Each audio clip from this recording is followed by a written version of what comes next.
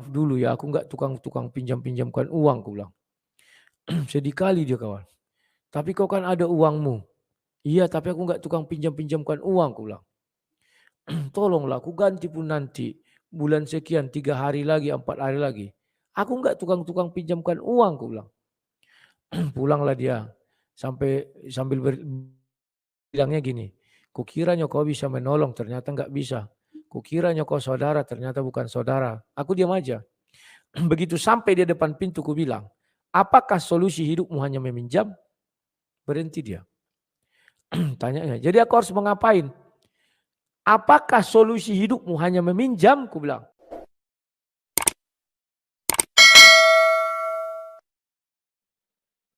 Shalom, damai Kristus beserta kita. Selamat datang di Defending Faith 99 Channel. Channel yang menampilkan video-video tentang diskusi baik lintas agama maupun sesama Kristen. Pada kesempatan ini, Defending Faith 99 Channel akan menampilkan video yang berjudul Riba.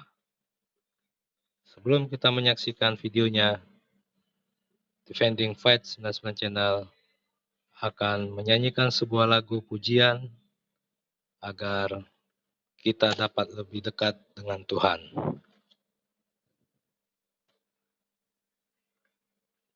Kusiapkan hatiku Tuhan untuk dengar firman-Mu saat ini.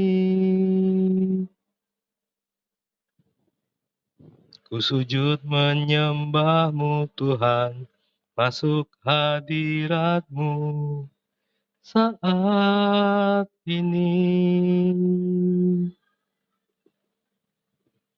Curahkan urapan-Mu Tuhan bagi jemaat-Mu saat ini.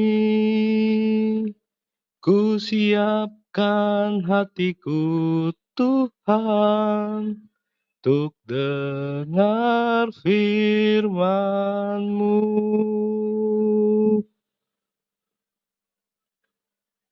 Firman-Mu Tuhan tiada berubah.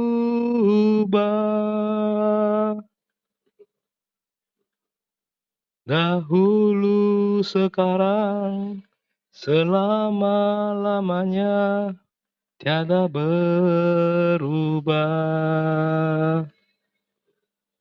Firman-Mu Tuhan penolong hidupku. Ku siapkan hatiku Tuhan untuk dengar firman-Mu. Ku siapkan hatiku Tuhan untuk dengar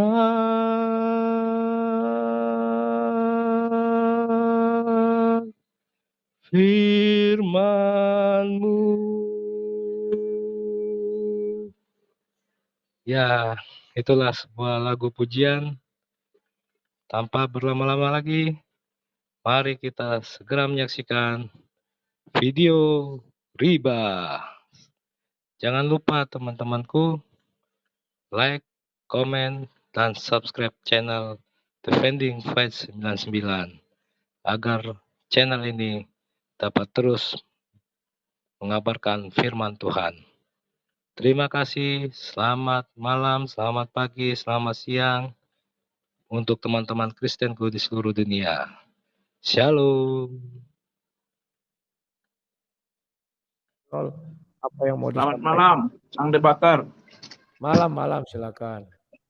Saya mau tanya nih Bang Debater. Ya. Ini kan ada yang kalau masalah riba. Oh, riba, ya riba. Jadi masalah riba, aku mau tanya, apakah ada hubungannya dengan yang dikasih perumpamaan dengan talenta, dan bagaimana teman-teman yang artinya kan Sedangkan bank-bank pun sekarang kan membungakan duit juga kalau bisa dikatakan ya kan. Jadi ada juga yang kayak koperasi-koperasi. Nah itu bagaimana menanggapinya kira-kira pencerahannya lah.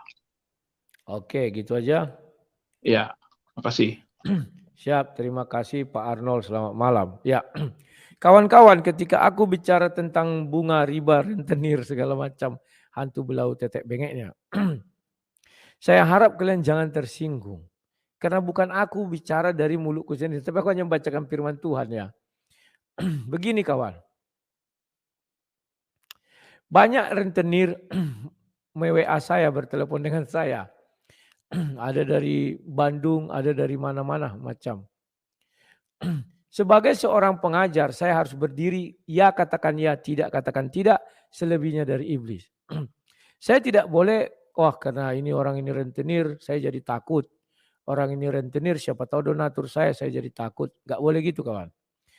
Saya harus berdiri di berbagai, di tengah-tengah. Ya. Maka dari itu saya mengambilkan sebuah firman Tuhan dulu. Nah ini kawan. Biar kalian paham mengenai rentenir-rentenir ini bunganya. Begini. Bicara rentenir adalah bicara keuntungan. Ini nih kawan. Nah ini. Ya. Saya bukakan dulu Keluaran 22 ini. 22. Sorry ya. Iya ayatnya yang kelima. Minum dulu kawan. Saya memang harus banyak minum, ini sudah saya. Terima kasih ya sama Bapak yang sudah ngirimkan obat Cina itu ya. Harus diminum, tapi belum sampai kawan. Sabar. Nanti kalau sudah sampai saya tunjukkan. Beliau seorang Sinse, penggemar Sang Debaters. Beliau melihat gitu kan. Gitu. Memang saya nggak bisa hilang dari situ karena dulu pernah hilang, tapi setelah kena TBC itu sulit ya. Wow, kau nggak malu Sang Debater? Loh, saya kan bukan karena kena kutukan makanya TBC, banyak faktor. Gula, terus orang merokok, saya nggak kuat kawan. Kalau saya dekat dengan orang merokok, besoknya habis itu lalu gitu, gitu. Nah, ya, ini berbicara tentang orang Israel yang ada di tanah Mesir. Maka berbagai macam bentuk penindasan dikatakan Tuhan di sini. Seorang janda atau anak yatim janganlah kamu tindas. Jika engkau memang menindas mereka ini, tentulah aku akan mendengarkan seruan mereka. Ingat ya kawan-kawannya, kalau kalian anak yatim atau janda, Tuhan mendengarkan seruan kalian apa kalian tertindas. Maka dari itu kalau ada orang menindas kalian, panggillah nama Tuhan itu sekencang-kencangnya. Tapi jangan berteriak kau, nanti dibilang orang munafik. Dalam hati pun bisa, di kamar pun bisa ya. Kau tutup mulut kau dengan bantal, teriak kau sekencang-kencang. Atau di rel kereta api, teriak kau ya. Tapi tidak begitu. Cukup kau berdoa masuk ke dalam kamar. Maka dibilang, aku akan mendengar seruan mereka. Jika mereka berseru-seru kepadaku dengan nyaring. Ingat nyaring. Nyaring itu KBBI apa ya? Sebentar. Arti nyaring KBBI. Bukan bengok-bengok ya, suara cempreng. Nyaring itu apa ya? Ini ku buka dulu KBBI online. Dikatakan begini sini. Nyaring, keras, tinggi, dan terang. Ya. Jadi itu artinya keras, tinggi, dan terang. Silakan kalian berteriak dengan nyaring ya. Dengan keras, lantang. Ya. Maka murkaku akan bangkit dan aku akan membunuh kamu dengan pedang. Sehingga istri-istrimu menjadi janda dan anak-anakmu menjadi yatim. Nah, ini kawan janji Tuhan. Jangan kalian kalian ejek janda dan yatim. Karena kalian nanti dijadikan Tuhan janda dan yatim. Ya, itu berbahaya. Ayat 25. Jika engkau meminjamkan uang kepada salah seorang dari umatku. Ingat ya. Dari umatku. Orang yang miskin di antaramu. Maka janganlah engkau berlaku sebagai orang penagih hutang terhadap dia. Janganlah kamu bebankan bunga uang kepadanya. Begini kawan. saya ini umat Tuhan, ya. Pak Bom umat Tuhan. Terus saya pinjamkan uang sama Pak Bom. Ternyata Pak Bom tidak mampu membayar. Lantas saya bilang, Bom, mana hutangmu itu begini? Kayak penagih hutang. Jangan kawan. Setelah itu, kau sudah 2 bulan, sudah kena kau 40%. Karena sebulan 20%. Jangan. Ya. Tagilah dengan lemah lembut. Contoh.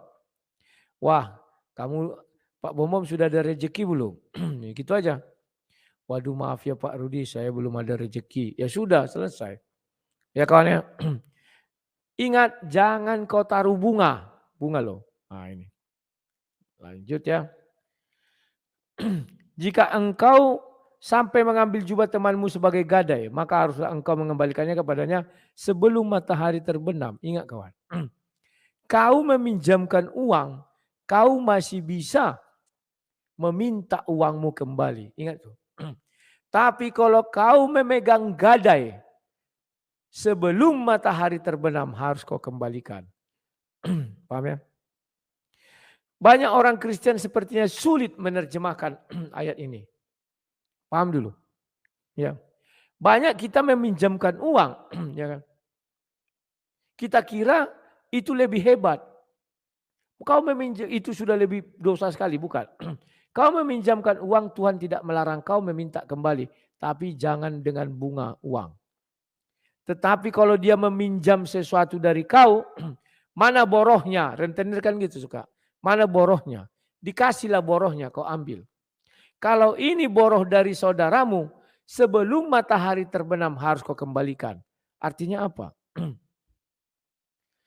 Borohnya kalau sudah kau kembalikan artinya apa kawan? Secara hukum ekonomi itu sudah lunas. Paham ya? Saya nggak tahu kenapa Tuhan berfirman begitu. Tapi ini ingat hanya kepada umat Tuhan. Jadi sang debater, kalau tidak kepada umat Tuhan bagaimana? Lantak kaulah. Karena perintah ini diberikan kepada orang Yahudi, baca semua ayatnya itu. Karena mereka menjadi budak di tanah Mesir. Ya. Maka mereka jangan sampai menjadi budak lagi di tanah Mesir. Nah ini kawan. Maka kalau ada orang Israel yang miskin, beri aja uang. Ya. Jangan kau minta bunga, kalau dia punya uang kembalikan, kalau enggak usah. Nah ini, paham ya? Tapi kalau dia orang Mesir, kau bungai uang 100% pun karepmu, silakan. Tidak ada larangan. Enggak percaya kalian? Cari nanti di Bible. Ayat itu. Banyak seperti itu. Mengenai bunga-bunga uang. Semua berkata begitu. Imamat 25. Saya bukakan lagi kawan. Mumpung bertanya dia. Sabar ya Pak. Ini Imamat 25. Nah ini. Memang ada satu ayat mengatakan siapa membungakan uang itu harus dimusnahkan dari antara orang Israel. Ya itu kepada Israel enggak boleh. Kepada umatku. Janganlah, ini sebentar ya. Jangan ayat itu kita ambil saja. Apabila saudaramu jatuh miskin, sehingga tidak sanggup bertahan di antaramu, maka engkau harus menyokong dia sebagai orang asing dan pendatang, supaya ia dapat hidup di antaramu. Kalau orang Kristen sekarang kan enggak. Senang dia saudaranya jatuh miskin. Saya kawan, kalau saya jatuh miskin, banyak orang yang senang kepada saya. Mereka tidak suka saya bahagia. Keinginan mereka saya jatuh miskin. Jangan sampai si Susi sang debater itu punya uang. Kalau bisa miskin teruslah. Ini bukan bohong-bohongan kawan. Ya. Ini sebuah fakta yang mengejutkan di antara kita orang Kristen sendiri. Janganlah engkau mengambil uang atau riba daripadanya. Melainkan engkau harus takut akan Allahmu. Supaya saudaramu dapat hidup di antaramu. Jadi tujuannya Tuhan itu. Ayat 37. Janganlah engkau memberi uangmu kepadanya dengan meminta bunga. Makananmu janganlah kau berikan dengan meminta riba. Tuhan akan marah kawan. Akulah Tuhan katanya. Yang membawa ini saudara. Akulah Tuhan Allahmu yang membawa kamu keluar dari tanah Mesir untuk memberikan kepadamu tanah Kanaan supaya aku menjadi Allahmu. Apabila saudaramu jatuh miskin di antara kamu sehingga menyerahkan dirinya kepadamu, janganlah memperbudak dia. Nah ini kawan, saya sudah perhatikan di lingkungan orang Kristen, tempat saya ini juga gitu. Apabila ada saudara, saya pernah mengalami. Saya lihat di rumah saudara saya ada saudaranya, ya, orang miskin. Itu diperbudak itu kawan. Kerja ya selagi orang itu masih bangun, dia harus kerja terus. Nah ini. Tunggu tidur orang itu baru tidur orang ini. Ngeri kawan, orang-orang Kristen pun gitu. Sudahlah. Inilah fakta kehidupan. Ya syukur-syukur digaji. Ini enggak, digaji pun gajinya hanya 8 jam. Time 8. Bukan time 24. Sementara dia kerja sampai 24 jam. Jadi jangan kalian kira hanya riba saja yang dimarahi Tuhan. Kau memperhamba saudaramu juga dilarang Tuhan. Maka dari itu di rumah saya dari dulu sampai hari ini, jikalau ada orang ditunggal di rumah saya, tidak pernah saya suruh, woi kau begini kerjakan sampai enggak. Saya bilang kalau kau sadar, kau lihat kamarmu kotor enggak, bersihkan. Kau lihat kamar mandimu kotor enggak, bersihkan. Kau lihat pekaranganmu kotor enggak, kalau enggak mau ya sudah biarin aja. Saya enggak mau memperbudak orang, memperhamba orang, enggak mau kawan. Enggak bisa tidur. Dulu saya pernah buka warung bubur ayam. Kami punya karyawan. Begitu tutup ya tutup. Tutupnya siang kan jam 11, sekarang jam 12. Ya sudah istirahat, main-main. Kadang pernah kami buka sore karena samping kan dokter. Jadi orang masuk sore dokternya ini. Tutup misalnya jam 7. Ya sudah tutup, tidur, main-main, nonton, tak kemana, selesai. Ya. Pagi aku yang masak kawan, istriku yang cuci piring. Jadi enggak ada kayak memperbudak orang ya. Itu dimarahi Tuhan. Ya. Jadi jangan kau mengasih riba kepada orang lain. Paham? Jadi sang lebatar kalau kepada orang yang bukan umat Tuhan bagaimana? Ribakon. Suka-suka kau lihat situ. Karena mereka tidak terikat hukum ini. Tapi ada label harus dimusnahkan. Iya kan itu kepada bangsa Israel juga. Memang dikatakan siapa yang memberi riba. Tapi konteks ayat itu berbicara untuk orang-orang Israel. Ya. Nah, untuk anak dan keturunan daging ada yang lagi suka ya. Perlu dibahas tentang Hawa dan Maria dan Yesus. Memang enak kawan bicara Bible ini.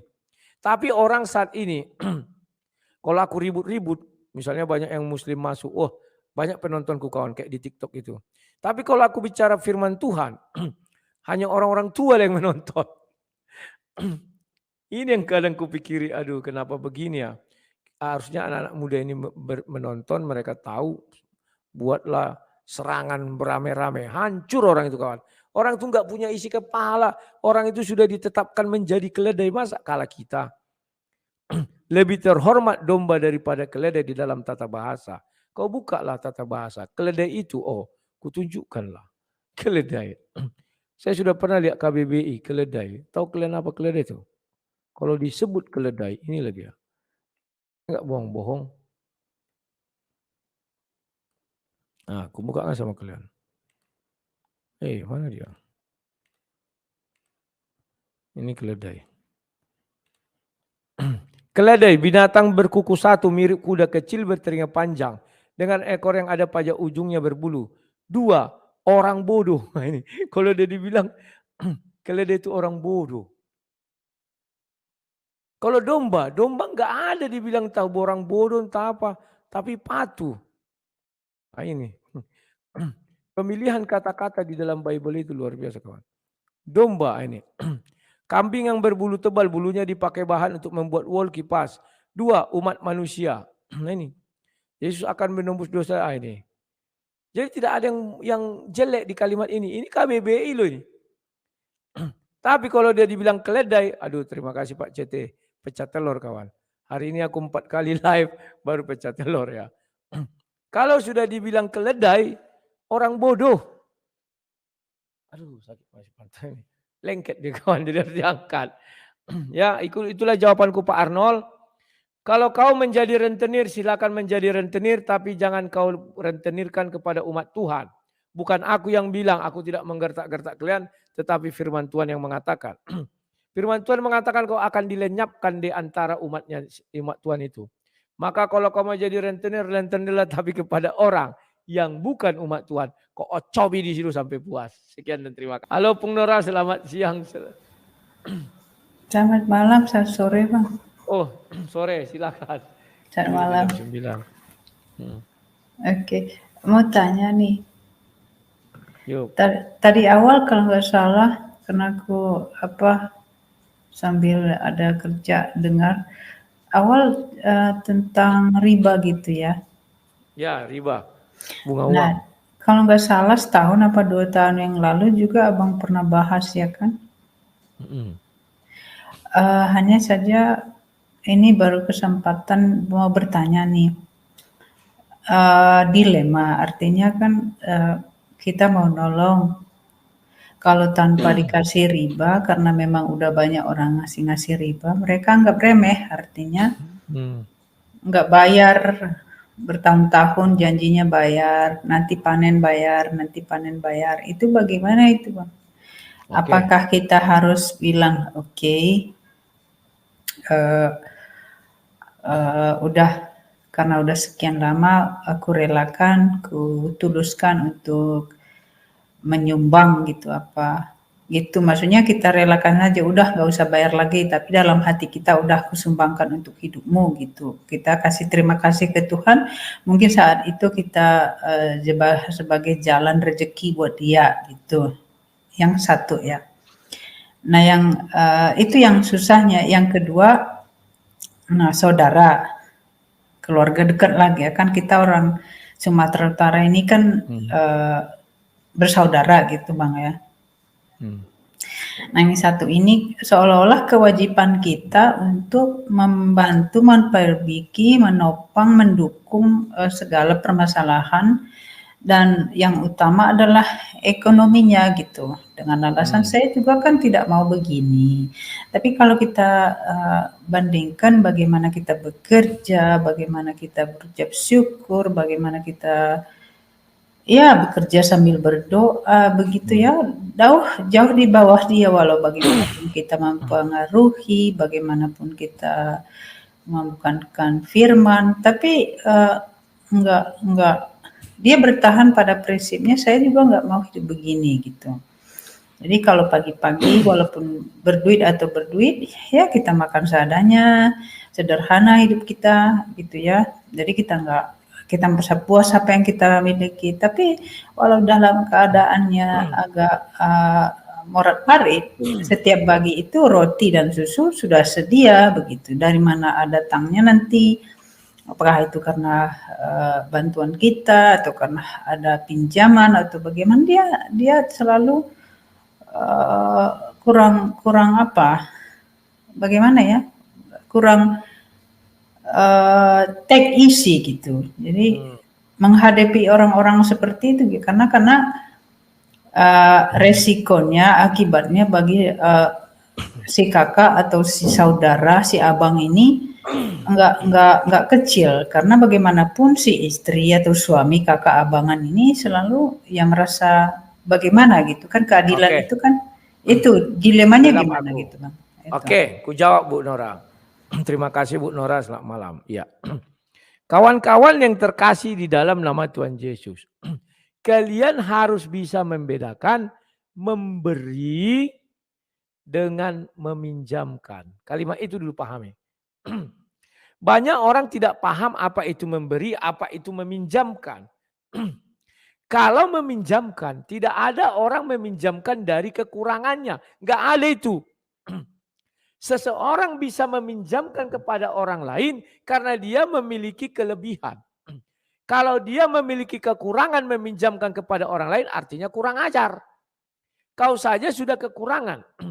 Kau pinjamkan kepada orang lain.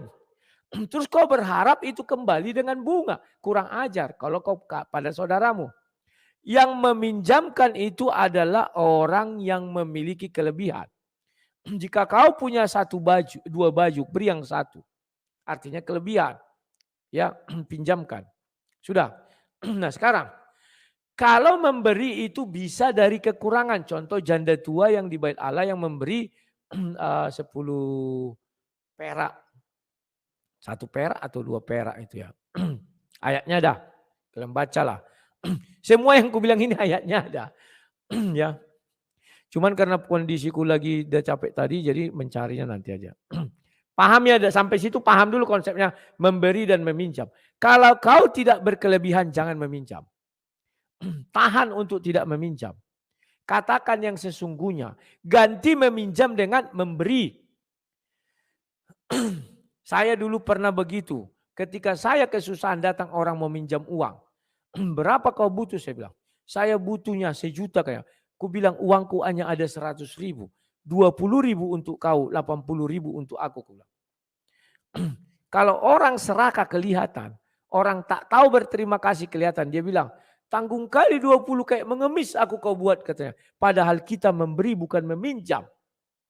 Berarti dia itu orang gak tahu diri. Suruh langsung usir dari rumahmu. Pergi kau keluar. Gak salah. Tapi kalau kita bilang, kau butuh 1 juta ya. Saya punya 100.000 uang. 20.000 sama kau, 80.000 sama aku. Diambilnya uang itu sambil ucapkan terima kasih. Artinya dia, apa artinya? Mensyukuri berkat. Dari 1 orang 20.000. 100 orang kan dia jadi 2 juta. Kalau dia dapat 100 orang kawan. Belum lagi dari yang lain. Jadi jangan pernah menolak berkat sekecil apapun, itu berkat tetap nama berkat. Nah, paham ya? Kalau kau tidak punya, kalau kau kekurangan, jangan meminjamkan tapi memberi. Kalau kau berkelebihan, pinjamkan dia. Loh, berarti lebih berbahagia orang kekurangan? Betul. Kan Yesus menggambarkan. Ibu yang kekurangan itu memberi 2 perak. Orang yang berkelebihan hanya memberi 10%. Ibu itu memberi dari kekurangannya, artinya 1.000.000%. Itulah. Kalah dia kan. Sudah. Nah, kalau kau meminjamkan agar kau diberkati kepada umat Tuhan, ingat kalimatnya, kepada umatku katanya. Jangan kau membungakan uang. Ini ada ayat yang bagus lagi ku buat. Nehemia 5 ayat 10. Juga aku dan saudara-saudaraku ya, dan anak-anak buahku telah membungakan uang dan gandum pada mereka. Biarlah kita hapus hutang mereka itu. Nah ini kawan, hapus hutangnya. Biarlah kamu kembalikan kepada mereka hari ini juga ladang mereka, kebun anggur, kebun zaitun, dan rumah mereka. Pula hapuskanlah hutang mereka, yakni uang serta gandum, anggur, minyak, dan kamu tagih dari mereka. Tetapi tidak semua orang bisa melakukan ini. Berat sekali kawan. Kayak kata Ibu Nora tadi kawan. Ya. Berat. Kita sudah mengasih mencari uang itu setengah mati kawan. Kita cari dapat 1 juta. Kita pinjamkan sama dia. Ya kan? Karena kita tidak minta bunga, dia nggak mau mengembalikan. Memang manusia ini kan ada sifatnya, aku bilang. Ada yang sifatnya nggak tahu diri, nggak tahu berterima kasih. Ini yang berbahaya. Sudah kita kasih uang, jangankan meminjam, dikasih uang pun masih bilang 20.000 nyokok kasih sama aku, kayak pengemis aku kau buat katanya. Kan kurang ajar. Kita memberi bukan meminjam. Pinjamkanlah aku uang 1 juta katanya. Kan kurang ajar. Mana lebih tinggi, diberi atau dipinjam? Dipinjam wajib kau kembalikan. Diberi tidak ada urusan. Putus hubungan dengan uang. Kan gitu. Nah, ada orang memang ketika kita pinjamkan nggak tahu diri. Tidak dikembalikannya uang itu. Kan begitu kawan. Maka dari itu kawan, pahami kalian. Ya. Kalau kalian meminjam artinya kalian sudah berkelebihan. Kalau diambilnya sedikit dari kalian, apakah kalian langsung miskin? Itu pertanyaanku. Kalau kalian jawab tidak, berarti kau harus ikhlaskan. Tapi untuk peminjaman kedua, jangan kau beri. Kan ini. Ada juga ayatnya itu. Pahami kalian dulu kawan berbicara firman Tuhan ini tidak memandang dengan kacamata kuda. Paham ya? Tapi nanti dia susah ditagih, begini begono. Jangan kau beri lagi. Orang kau tahu dia susah ditagih malah kau beri. Jangan ya. Pahami dulu kawan konteksnya. Kalau kalian sudah paham, maka kita sudah enak berbicara tentang pinjam meminjam dan memberi. Apakah sang debater pernah meminjamkan uang? Pernah. Tapi sesuai firman Tuhan, jangan pernah minta bunganya. Saya nggak pernah minta bunga. Ya kawan-kawan, tidak pernah. Sudah. Apakah kalau tidak dikembalikan sang debater menagih? Betul, saya nagih. Ya. Tapi dibilang tadi, jangan kau menagih. Seperti apa katanya tadi? Ya. Ada ayatnya itu. Orang membungakan uang, jangan seperti itu. Maka sang debater menagih bagaimana? Ku WA aja dia. Aku uang yang kemarin apakah sudah bisa kau kembalikan? Dijawabnya belum bisa. Aku nggak akan membalas lagi. Kutunggu 2 bulan, 3 bulan, bahkan setahun. Baru ku WA lagi dia. Bahkan ada yang berjanji bulan 4 ini mau mengembalikan uang. Hanya sama dia lah aku meminjam uang. Karena waktu itu dia mau bayar ruko, nggak ada uangnya. Datang ke rumah minta tolong. Waktu itu aku juga susah. Bukan susah lah, baru naik. Ketika baru ber-YouTube dulu itu lah kawan. Datang dia minjam, ku bilang. Kalau kau meminjam ini bisa merusak persahabatan, persaudaraan, kekeluargaan. Kok begitu kan? Iya. Hari ini kau datang meminjam dengan muka memelas. Ya. Wajah memelas, aku kasih. Besok aku meminta seperti mengemis, ku bilang. Di sinilah letak permasalahannya. Kalau kau siap meminjam, ya, maka kau siap untuk ku teror. Hukum meminjam sama dengan teror. Loh, bukan meneror itu namanya kalau kau tagih-tagih. Di mana kau? Bayar utangmu, akan meneror. 5 menit lagi diteror lagi. Bila perlu sampai palak kali. Kan begitu. Ya. Ketika kau meminjam, aku sudah mempersiapkan diriku bahwa uang itu tidak akan kembali. Itulah yang kupilih. Ku bilang, aku tidak akan meneror kau, ku bilang. Tapi kalau aku bertanya bisa enggak? Tentu bisa. Ya. Jadi waktu itu dia meminjam uang 4 juta kalau nggak salah aku. Ku kasih. Sudah. 1 hari tahun berapa itu aku pernah, sampai sekarang kan belum dibayar ya. Aku kesusahan. Ku WA dia, nggak dibalasnya. Dibalasnya tapi katanya belum ada uang. Sampai detik ini nggak ku minta. Tapi kemarin waktu mau bayar uang gereja ku WA lagi dia. Kan waktu itu ku bilang pernah ku ngomong sama kalian kan. Wah biaya gereja kurang 4 juta lagi. Ku WA lagi dia, nggak ada uang katanya. Ya sudah, nggak ku paksa lagi, ku biarin aja. Tahun depan lagi ku tagih. Tahun depan lagi. Hakikat meminjam itu. Kecuali dia bilang misalnya memohonkan kepada aku, anggaplah lunas utangmu itu. Aku anggap, ku selesaikan. Tapi sebelum dibilangnya itu, artinya dia memang mau tetap mengupayakan. Tapi memang aku salah juga sesuai firman Tuhan tadi apa? Harus ku hapuskan hutangnya. Tapi ku lihat dulu firman Tuhan itu kawan. Begitu kawan. Harus kita lihat firman Tuhan ini. Ya. Biarlah kita hapuskan hutang mereka. Oke lah. Aku nanti akan menelepon dia untuk menghapuskan hutang. Karena itulah aku nggak pernah mau minjamkan uang. Tapi kalau memberi aku beri kawan. Karena belajar dari situ. Semenjak itu aku nggak mau minjamkan uang lagi kawan. Sebenarnya udah lama aku nggak mau minjamkan uang. Bahkan sama saudara. Aku bilang mintalah. Pernah orang pulang dari saudaraku, pulang dari rumahku nangis. Tolonglah lu kasih pinjam uang. Anakku begini kan biasanya begitu kan. Maaf dulu ya, aku nggak tukang pinjamkan uang, aku bilang. Sedih kali dia kawan. Tapi kau kan ada uangmu. Iya, tapi aku nggak tukang pinjamkan uang, aku bilang. Tolonglah, aku ganti pun nanti. Bulan sekian, 3 hari lagi, 4 hari lagi. Aku nggak tukang pinjamkan uang, aku bilang. Pulanglah dia. Sambil bilangnya gini. Kukiranya kau bisa menolong, ternyata nggak bisa. Kukiranya kau saudara, ternyata bukan saudara. Aku diam aja. Begitu sampai di depan pintu, ku bilang, apakah solusi hidupmu hanya meminjam? Berhenti dia. Tanyanya, jadi aku harus mengapain?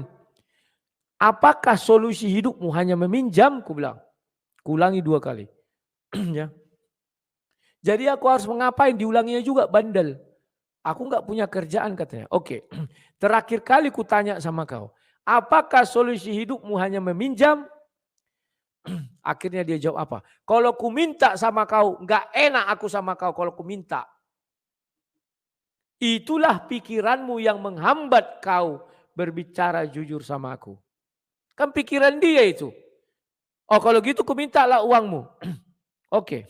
Tadi kau butuh berapa? 1 juta kan? Iya. Aku punya uang 100.000.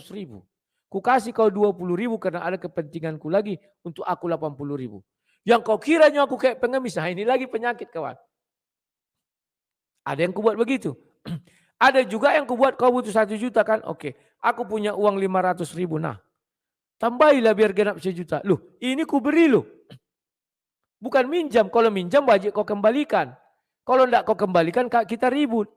Tapi kalau ku beri kau bersyukur 500 loh ini. Banyak orang di sini kawan ku kasih setengah daripada yang dipinjamnya. Tetap saja mulutnya enggak pernah langsung terima kasih ya. Kenapa? Karena mereka tidak pernah mengerti arti firman Tuhan. Mereka hanya membaca firman Tuhan tanpa mengerti. Inilah kawan. Tapi kalau dia mengerti apa itu berkat, diberkati dan memberkati, apa itu saluran berkat. Aku bilang sama orang sini, aku itu hanya saluran berkat, aku enggak orang kaya. Kebetulan aku ber-YouTube, ketika kalian kesulitan, aku posting waktu itu bapak yang kanker di kepalanya itu kan akhirnya dapat bantuan beli babi kawan, kan lumayan. Tumor yang kepalanya. Baru anak yang apa itu kan. Kan nomor rekeningnya langsung ku kasih tuh. Ibu baru Tagalung itu dan lain-lain. Begitulah kawan ya. Jadi ya itulah Ibu Nora jawabannya. Silakanlah. Kalau dibilang aku pernah meminjamkan uang, pernah. Bahkan sampai hari ini tinggal 1 lagi itu aja lagi. Ya mungkin nanti akan kuhapuskan. Kita lihatlah nanti ya kawan-kawan. Karena dia katanya akan kubayar. Oke lah. Oke, saudara-saudaraku Kristen. Demikianlah kita sudah menyaksikan video tentang riba dan penjelasannya. Jadi di sini ada hal yang menarik dari pernyataan sang debaters, yaitu apakah solusi hidupmu hanya meminjam? Nah, jadi kita sudah mendengarkan semua penjelasan dan juga ayat-ayat Alkitab dari sang debaters. Semoga video ini dapat memberikan manfaat bagi kita semua dan Tuhan Yesus memberkati kita. Jangan lupa like, comment, dan subscribe Defending Faith 99 Channel agar channel ini dapat terus menampilkan video-video yang menarik lainnya. Shalom, Tuhan Yesus memberkati. Amin.